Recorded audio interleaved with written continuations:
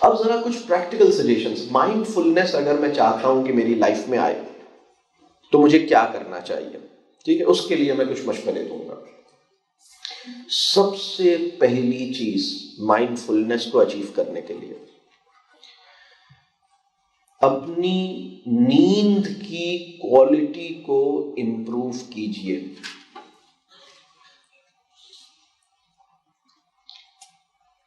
बेदार रहने की जिम्मेदारी सोने को ठीक किए बगैर निभाई नहीं जा सकती। किस किस के दिल में कभी ये ख्वाहिश हुई है कि या अल्लाह मुझे बहुत अच्छी मौत अता कर? किस किस के दिल में कभी ये ख्वाहिश हुई? अल्लाह ताला हम सबको बहुत खूबसूरत मौत अता करे, हम सबको बहुत अच्छी मौत अता करे, हम सबका खात्मा ईमान पे करे। जो बहुत अच्छी मौत की तमन्ना बहुत से लोगों के दिल में होती है। हम रोजाना अल्लाह ताला की मेहरबानी से रोजाना मौत का एक मुख्तसर और आर्जी एक्सपीरियंस करते हैं। जब हम सोने जाते हैं उससे पहले की दुआ क्या है, कोई बताएगा? बिल्कुल, अल्लाहुम्मा बिस्मिका अमूतु व अहया, ए अल्लाह मैं आपके नाम के साथ मरने जा रहा हूं और उठने जा रहा हूं, मरता हूं और जीता हूं, एंड एवरी डे। ये अल्लाह की कितनी मेहरबानी है। अगर कोई खूबसूरत और अच्छी मौत चाहता है, उसकी तैयारी का एक पहलू ये है कि वो अपनी नींद को ठीक करे। नींद को ठीक करने का मतलब क्या है? कैसे सोना है, कितना सोना है। It is not the length of sleep, it is the quality of sleep that matters. Quality of sleep के ऊपर काम करना होगा। क्वालिटी ऑफ स्लीप पे काम करेंगे, माइंडफुलनेस इंप्रूव करेगी। और क्वालिटी ऑफ स्लीप को आप में से कितने लोग ऐसे हैं जिन्हें नींद मुश्किल से आती है, वो सोना चाहते हैं, नींद नहीं आ रही? कितने लोग ऐसे हैं नींद आती तो है लेकिन बहुत कच्ची होती है, बहुत कच्ची नींद? कितने लोग ऐसे हैं जब सुबह सो के उठते हैं तो थके हुए होते हैं, फ्रेश नहीं फील करते, ठीक है? कितने लोग ऐसे हैं रात में एक दफा अगर नींद से आंख खुल जाए तो दोबारा नींद नहीं आती, ठीक है? कितने लोग ऐसे हैं जिन्हें रात में तो नींद नहीं आती लेकिन पूरे दिन जमाइयां लेते रहते हैं, ठीक है? ये जो स्लीप इश्यूज है ना, देखिए बेदारी की जिम्मेदारी निभाने के लिए सोने के मयार को, सोने के अंदाज को, सोने के तजर्बे को ठीक करना जरूरी है। और उसके लिए अब मैं कुछ स्पेसिफिक सजेशंस दूंगा और ये इसका माइंडफुलनेस से ताल्लुक बनेगा, ठीक है? 3 चीजें ऐसी हैं जो स्लीप की क्वालिटी को ठीक करती हैं और वो उनका ताल्लुक एक्सटर्नल फैक्टर्स से, ठीक है? उनमें से एक फैक्टर वो है जो अल्हम्दुलिल्लाह आप जिस इलाके में रहते हैं, कोटली, उसमें अल्हम्दुलिल्लाह वो बहुत है, अल्लाह का बहुत शुक्र है। आपको पता है कि अब खैर कोटली भी एक शहर ही है, लेकिन गांव को शहर पर जो फौकियत और जो बरतरी और जो इम्तियाज हासिल है, उसमें से एक चीज है, उसका नाम है खामोशी। तो जो स्लीप क्वालिटी को डिटरमिन करने वाले 3 एक्सटर्नल फैक्टर्स हैं, उनमें से पहला है साइलेंस। जो खामोशी का मयार है, अल्हम्दुलिल्लाह मुझे कोटली, मैं यहाँ आया, मैंने यहाँ सोया हूँ रात में, मुझे बहुत खुशी हुई, अल्हम्दुलिल्लाह वो खामोशी थी। This is wonderful. आप लोग बहुत, मतलब ये जो बड़े शहर हैं वहां खामोशी नायाब है, खामोशी का कहत है, खामोशी का तजर्बा आसान बात नहीं है। रात के 3 बजे भी दूर से कहीं हॉर्न की आवाज आ रही होती है। और अगर खुदा न खास्ता एयरपोर्ट से करीब रहते हैं तो हर 10-15 मिनट के बाद फिजाओं में जहाज के उड़ने की आवाज। हमारे जहन की फंक्शनिंग के लिए नॉइज जो है वो अच्छी चीज नहीं है। यानी अगर हम चाहते हैं कि हमें एक बहुत अच्छी नींद का तजर्बा हो तो एक्सटर्नल फैक्टर एक है खामोशी। अच्छा, एक और बात, जो सैंक्टिटी ऑफ साइलेंस है ना, वो मेरे अमल से मुतासर ना हो, ये इंडिविजुअल और सोसाइटी दोनों की जिम्मेदारी है। उसमें से एक काम ये कीजिए, आप अपने मोबाइल की जो रिंगटोन है, आज के प्रोग्राम के बाद हर एक ने एक काम ये करना है कि अपनी रिंगटोन को उसने ये देखना है कि बहुत शार्प तो नहीं है, उसकी पिच बहुत हाई तो नहीं है, दूसरे को बाद में मुतासर करेगी, आपको पहले मुतासर करेगी, आप चौंक जाएंगे। सॉफ्ट होनी चाहिए, सॉफ्ट। आइडियली किसी परिंदे की आवाज होनी चाहिए, आइडियल, और सॉफ्ट होनी चाहिए, और उसका वॉल्यूम कम रखिए। इसलिए कि अगर आप खुदा ना खास्ता बहुत मसरूफ आदमी है तो हर 5 मिनट बाद कोई आदमी आपको फोन करेगा। फोन आपको आ रहा है, उसमें आपने कोई इंडियन सॉन्ग डाला हुआ है और पड़ोसी परेशान हो रहा है कि हर थोड़ी देर के बाद एक शुरू हो जाती है, या बहुत लाउड है। तो एक चीज है साइलेंस, दूसरी चीज है डार्कनेस। ब्यूटी ऑफ नाइट जो है वो डार्कनेस में है। एक चीज कहलाती है स्पेस साइकोलॉजी या एनवायरमेंटल साइकोलॉजी। हम जिस तरह के माहौल में होते हैं वो माहौल हमारी नफ्सियात पर, हमारे जहन पर एक असर डालता है। उसमें एक बहुत अहम एक फॉर्म ऑफ पोल्यूशन है which is called light pollution.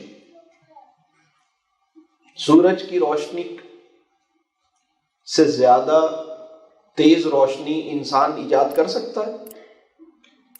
आपको पता है सूरज की रोशनी पोल्यूशन नहीं है, लेकिन रात के टाइम पे ये जो रोशनियां होती हैं ये पोल्यूशन पैदा करती हैं।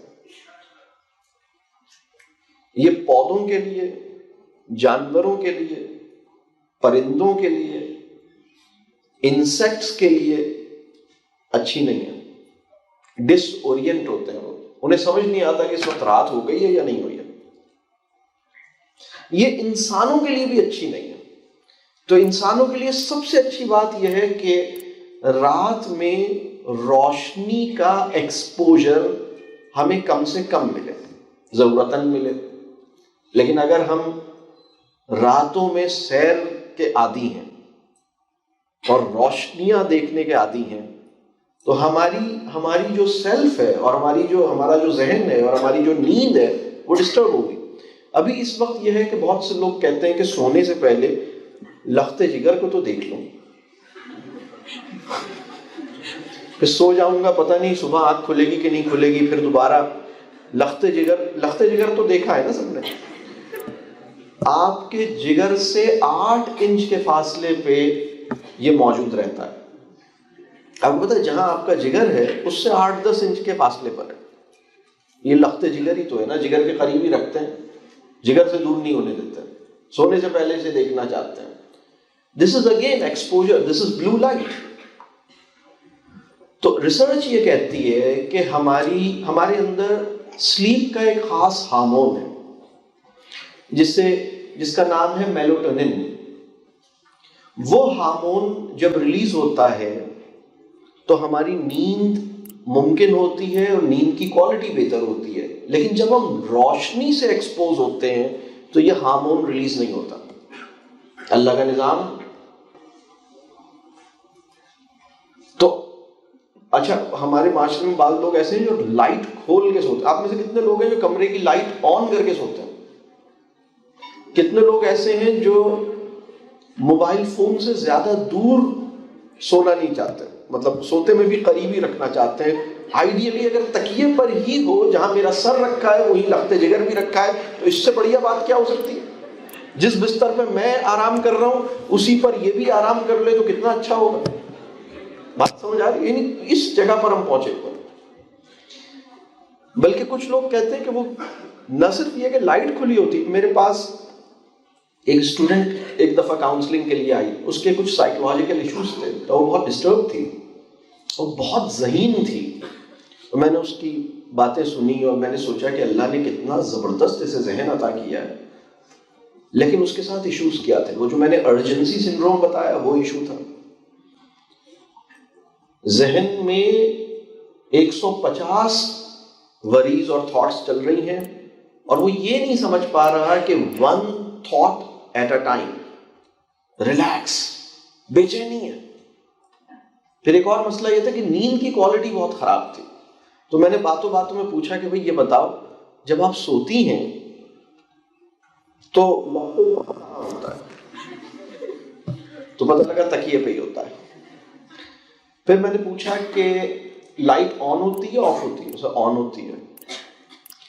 फिर मैंने पूछा कुछ और भी ऑन होता है? तो फरमाया कि वो मैं चूंकि मेरा बेडरूम है तो मैं सोचती हूँ कि भाई जरा मुझे बोरियत होती है तो मैं सामने टीवी चलता रहता, इसे बंद करती ही नहीं, वो पूरी रात ही चलता रहता है। बात समझ आ रही है? नींद की क्वालिटी बुरी तरह से डिस्टर्ब होगी अगर ये काम हो रहा है। बात क्लियर हो रही है? हमें अपने आप को समझना पड़ेगा हम कर क्या रहे हैं। तो जो एक्सटर्नल फैक्टर्स हैं उसमें से एक लाइट है। तो अगर फर्ज कीजिए कि मैं इंटेंसिव लाइट में हूं तो मेरी मतलब आइडियली होना क्या चाहिए कि सोने से पहले रोशनियों को मध्यम होना चाहिए। यहां पाकिस्तान में हमारे पंखों में डिमर होता है, पंखे की रफ्तार को कम करता है, ज्यादा करता है। लाइट के साथ भी ये डिमर होना चाहिए। इस वक्त सोने का वक्त है, रोशनियों को कम कर दो। यानी अब बहुत कम रोशनी है जिसमें हम सिर्फ चल फिर सकते हैं और फिर जब सोने से पहले बिल्कुल बंद कर दें। यूरोप में बहुत सारे एनिमल फार्म्स ऐसे हैं जहां जानवर बंधे होते हैं, वहां उन्होंने जरूरत के लिए एक मध्यम सी लाइट लगाई हुई है और इमरजेंसी में या किसी काम में थोड़ी देर के लिए खोलते हैं। और वो इस बात को इंश्योर करते हैं कि रात का टाइम जानवर रोशनी से एक्सपोज ना हो, क्योंकि वो डिसओरिएंट होगा, वो कंफ्यूज होगा। उसका एक ब्रेन है, वो कहेगा ये रात है या दिन है। बात समझ आ रही है? वो पाकिस्तान में एक शहर है ना हमारा जो कराची, वो मैं कहता हूँ कि वो हम कभी कभी अपने तारुफ और अपनी शान में एक बात बयान करते हैं ना, रोशनियों का शहर। मैं एक बात अक्सर सोचता हूँ कि जिस बात पे हमें शर्मिंदा होना चाहिए उसको हमने अपने तारुफ का हवाला बनाया हुआ। बड़ी अजीब सी बात है रोशनियों का शहर। मतलब आप रात में सो जाया करें, रोशनियों में क्यों घूमते रहते हैं? आपको क्या मसला क्या आपके साथ? इतनी सारी लाइटें जलाते हैं। ये बात समझ आ रही है? तीसरा फैक्टर जो है वो है quality of air. Silence, darkness और quality of air. Quality of air के अंदर मतलब ये है जिस कमरे में मैं सोता हूं वहां फ्रेश एयर का गुजर होता है। अब इस सारी चीज का लुब्बे लुबाब ये है कि जब हम नेचर से डिस्कनेक्टेड होते हैं, हम एक जुमले में कहते हैं नेचर के साथ कनेक्ट करो, लेकिन स्पेसिफिकली बाज़ औक़ात हमें नहीं पता what does it mean to connect with nature. तो ये जो बिल्कुल स्पेसिफिक 3 चीजें मैंने आपसे अर्ज की। इसी तरह कुछ इंटरनल फैक्टर्स हैं जो आपकी स्लीप को मुमकिन बनाते हैं, बल्कि 3 इंटरनल फैक्टर्स का भी जिक्र कर लेते हैं। एक है फूड। अगर आप अच्छी नींद लेना चाहते हैं तो रात के खाने और सोने में 2.5 से 3 घंटे का गैप होना चाहिए। आप में से कितने लोग रात में चाय पीने के शौकीन हैं? अगर अच्छा, अभी तो आप माशाल्लाह बहुत अच्छी आपकी जो एज है ना, देखें अर्ली 20s में, लेट टीन्स में, यानी 18 साल से 24-25 साल 30 साल की उम्र तक ना आदमी या जो भी लड़की है लड़का है उसकी अल्लाह ने ऐसा बनाया है कि उसे वो फिर सो जाएगा। उसे अगर कोई, यानी कुछ चीजें ऐसी होती हैं जो स्लीप को यानी एंटी स्लीप अगर कोई चीज भी यानी चाय इज एंटी स्लीप, वो पीता है फिर भी सो जाता है, क्योंकि ये आपकी एज है, आपकी एज में ये बिल्कुल ऐसा ही होगा। लेकिन इसका लॉन्ग टर्म नुकसान होगा। लॉन्ग टर्म नुकसान ये होगा कि आप आगे चल के आपके लिए नींद का तजर्बा दुश्वार हो जाएगा। ज़हनी सेहत, नफ्सियाती सेहत का डायरेक्ट ताल्लुक है नींद की क्वालिटी के साथ। जो बंदा अपनी स्लीप के साथ खिलवाड़ कर रहा है ना, खेल कूद कर रहा है ना, उसकी ज़हनी सेहत ठीक नहीं रह सकती। बात समझ आ रही है? सूनर और लेटर ग्रेजुअली वो इफेक्ट हो रही है। 10 साल बाद, 8 साल बाद मसला होगा। बात क्लियर हो रही है? तो हम जो हमारी जो फूड है, सोने और रात के खाने में 1-2.5-3 घंटे का गैप होना चाहिए आइडियली। इसी तरह रात के टाइम हम चाय, कॉफी, इन चीजों को अवॉइड करें, दिन के टाइम ले ली चले, ठीक है।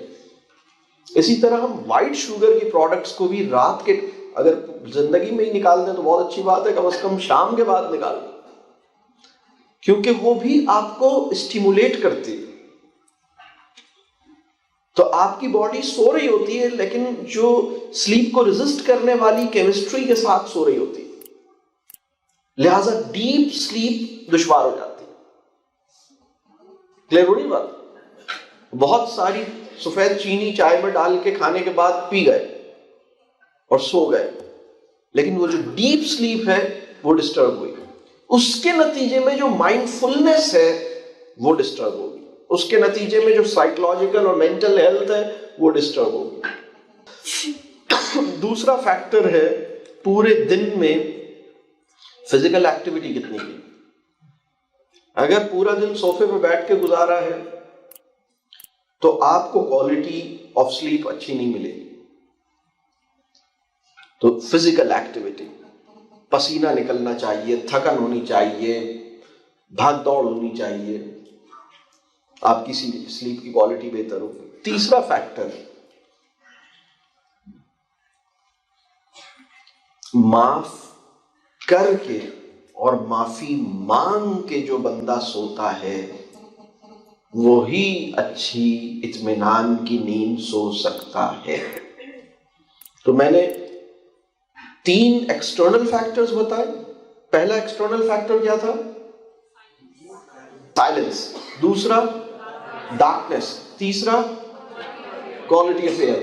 3 इंटरनल फैक्टर्स बताए। पहला फूड, और फूड से मुताल्लिक काफी सारी बातें। दूसरा फिजिकल एक्सर्शन, एक्टिविटी। तीसरा माफी, फॉरगिवनेस, सीकिंग फॉरगिवनेस। यानी आप सोने से पहले ये देखें कि मुझे किसका दिल मेरी वजह से दुखा होगा। कम से कम मैसेज ही कर दें उसे कि भाई, या दिल में इरादा कर लें, कोशिश करें उसके पास जाके उससे कहें भाई मुझे आई एम सॉरी। अपने आप को जरा फ्री कर लें, माफी मांग लें, माफी दे दें। आप में से कितने लोग हैं जिनके लिए माफी मांगना और माफी देना मुश्किल काम? हमारी सोसाइटी में ये तकरीबन सबके लिए ही मुश्किल काम है। तो अब हम आते हैं, ये जो माइंडफुलनेस की बात मैंने की, ठीक है, फिर माइंडफुलनेस में मैंने एक फैक्टर स्लीप की बात की, ठीक है, और ये बहुत स्पेसिफिक। इसी तरह माइंडफुलनेस को मुमकिन बनाने वाली दूसरी चीज का नाम है हमारा जो टाइम है, जो हमारे पूरे दिन की मसरूफियात होती हैं, टाइम मैनेजमेंट होती है, इसमें हम अपने आप को ओवर ऑक्यूपाई ना करें। हमारे पास फ्री टाइम मौजूद हो, और फ्री टाइम क्यों मौजूद हो? पर्सनल रिफ्लेक्शन के लिए मौजूद हो। फ्री टाइम देखें, ज्यादा काम करना सही काम को सही तरीके से करने से ज्यादा अहम नहीं है। क्या कहा मैंने? ज्यादा काम, doing a lot of things, ये एक ऑप्शन है। You do a lot of things every day. दूसरा ऑप्शन ये, you do the right thing in the right manner with excellence. Doing the right thing with excellence, that is one option. Doing a lot of things, that is another option. बात clear हो रही है? तो ये जो काम है ना, इसके लिए आपको फ्री टाइम अपने पास निकालना चाहिए, गौर व फिक्र और सोचने के लिए। ये माइंडफुलनेस को इनेबल करने वाले कुछ फैक्टर्स हैं। अब हम आते हैं मीनिंगफुलनेस की तरफ। मीनिंगफुल लाइफ किसे कहते हैं? उर्दू में इसे हम कहेंगे बामानी जिंदगी।